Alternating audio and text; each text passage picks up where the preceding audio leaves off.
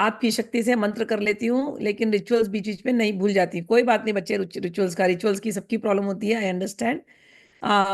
ये आगे पीछे हो जाते हैं। ललिता सहस्त्रनाम जाप या अन्य अन्य जाप हो जाता है, केवल आपकी शरण में है। कुछ भी एक करो। देखो, मैं जो भी सिखा रही हूँ अनीता, और बाकी बाकी के स्टूडेंट्स को भी बोल रही हूँ कि आप एक ऐसे गुरु के पास आए हो जो पूर्ण है, और वो पूर्ण ज्ञान देने में सक्षम है। मैं उन गुरुओं जैसी नहीं हूँ कि मैं छोटा सा एक चीज दे दूं अपने बच्चे को और बोलूँ कि केवल इतना ही दे सकते हैं बस। मैं वैसी माँ नहीं हूँ, ओके। कोई कोई माँ होती है ना, उनको कुछ नहीं आता तो वो जो आता है उतना ही दे पाती है। मैं वैसी माँ हूँ कि सब दे सकती हूँ। तो तुम मेरे पास आए हो, मेरे पास अलग अलग बच्चे आते हैं। कोई बच्चा केवल स्तोत्र ही पढ़ सकता है, तो मैं उसको बोलती हूँ केवल स्तोत्र ही पढ़।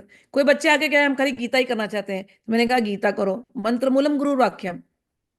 कोई बच्चे कहते हैं नहीं नहीं हमको और भूख है। कोई बच्चे अलग अलग गुरुजनों के पास जाके आए, लेकिन उनकी भूख मिटी नहीं। उनको लगा कि कहीं कुछ इनकम्प्लीट है।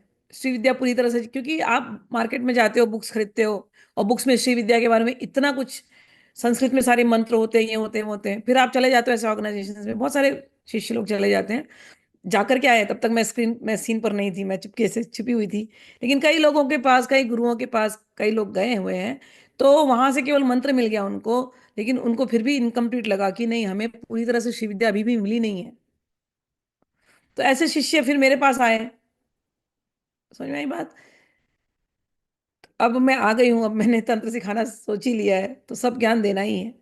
तो आप एक बहुत पूर्ण गुरु के सामने बैठे हो, पूर्ण गुरु परंपरा से जिसने सीखा हुआ है, और वही ज्ञान जैसा का तैसा, जैसा शंकराचार्य हमारे आदि गुरु ने दिया है, वो ज्ञान वैसा का वैसा एग्जैक्टली, बिना उसमें कोई कमी नहीं, कोई कुछ नहीं, जैसा का तैसा मुझे दे देना।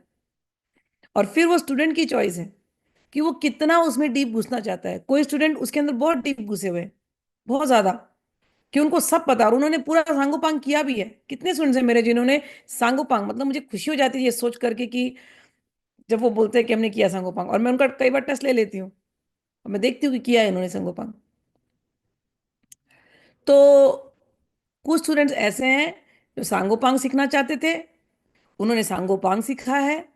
कुछ स्टूडेंट्स ऐसे हैं जो थोड़ा ही कर पाते हैं, वो उतना ही करेंगे, वो उतना ही उनके लिए काफ़ी है। जैसे एक माँ जब अपने बच्चों को बैठाती है खाना खिलाने के लिए, परिवार के लोगों को खाना खिलाने के लिए बैठाती है, तो कोई बच्चे का एक रोटी में पेट भर जाता है, कोई को 5-6 रोटी चाहिए, किसी को 10 रोटी चाहिए। तो माँ तो कमी नहीं करती ना, तेरा एक में भर गया, ले तो एक ले ले तेरा दो चाहिए, ले ले दो ले ले, तेरे को 10 चाहिए, तेरे को 10 देते हैं। तो आप एक ऐसी माँ के साथ बैठे हो ना, कि आपको जो चाहिए वो माँ देने में सक्षम है। ठीक है। और अगर ये माँ देने में सक्षम नहीं होगी ना, तो बाकी गुरु परंपरा तो 100% है। तो वो आकर के देख करके ही जाएंगे। तो आपका अगर केवल आप छोटी सी साधना कर पा रहे हो, केवल मंत्र जाप कर पा रहे हो, परफेक्ट हो। आप केवल स्तोत्र पढ़ पा रहे हो, परफेक्ट हो। आप सांगो पांग कर पा रहे हो, परफेक्ट हो। ठीक है। तो आप यहाँ पर एक पूर्ण गुरु के पास आए हो, आप पूर्णत्व प्राप्ति के रास्ते चल पड़े हो। आप जो कर रहे हो, गुरु, अपनी भक्ति, गुरु की शक्ति से आप पूर्ण हो। ठीक।